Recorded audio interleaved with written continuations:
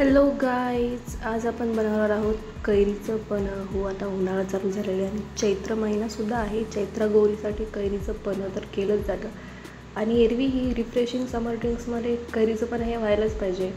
शरीरासाठी थंडगार आणि उष्णता कमी करणार असेल. चला तर मी इथे 2 कैऱ्या स्वच्छ धुवून घेतलेल्या आहेत. त्याच्यावरचा आपण जो तेलकट भाग असतो तो छानपैकी पुसून घ्यायचा आणि असं कट करून घ्यायचं आहे.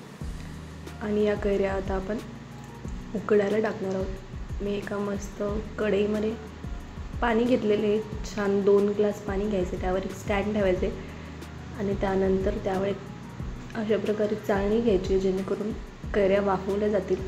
त्यामध्ये कैऱ्या ठेवून मस्तपैकी एक 15 मिनिट त्यांना छान वाफवून घ्यायचे. 15 ते 20 मिनिट.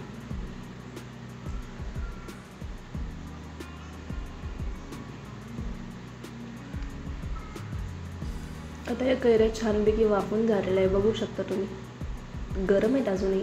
त्यावरचं जे साल्ट आहे ते आपण काढून घेऊया. हाताने साल्ट असं काढून घ्यायचे मस्तपैकी. बघू शकता कशी मस्त लाल शिजून निघाली कैरी. गर असं छान नरम झालेला आहे. तर असं साल्ट काढून आपण या सर्वांना कैऱ्यांचा गर काढून घेऊया. एकतर आपण हाताने कुस्करून घेऊ शकता किंवा ग्रेट करून घेतलं तरी चालेल. इथे मी असं गर काढून घेतलेलं आहे. 1 वाटी झाला आहे तो गर आणि समप्रमाणात 1 वाटीच इथे गूळसुद्धा घेतलेला आहे. मी गूळही किसून घेतलं आहे, दोन्हीसुद्धा किसून घेतलेलं आहे. तर एक मिक्सरची जार घ्यायची, त्यामध्ये कैरीचा काढलेला गर आणि 1 वाटी गूळ असं मिश्रण एकत्र करून घ्यायचं. तुम्ही यामध्ये जिरे पूड, काळं मीठ आणि अद्रकची पावडरसुद्धा टाकू शकता, बट मला हे असंच टेस्टला आवडतं. तर मी छानपैकी कैरीच्या पन्ह्यासाठी लागणारं पल्प काढून घेतलेलं आहे. चला तर सर्व करूया.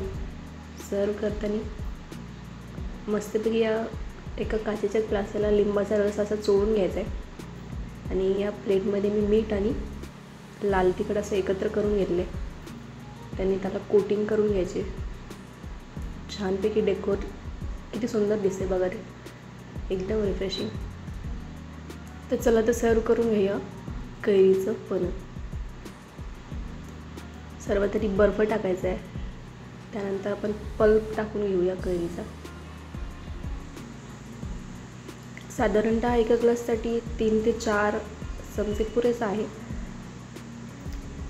त्यानंतर आपण त्यामध्ये पुदिन्याची पानं टाकायची आहेत आणि थंडगार चिल्ड एकदम बर्फाचं पाणी टाकून घ्यायचं. त्यामध्ये छानपैकी ढवळून मस्तपैकी असं सर्व करून घ्यायचं आणि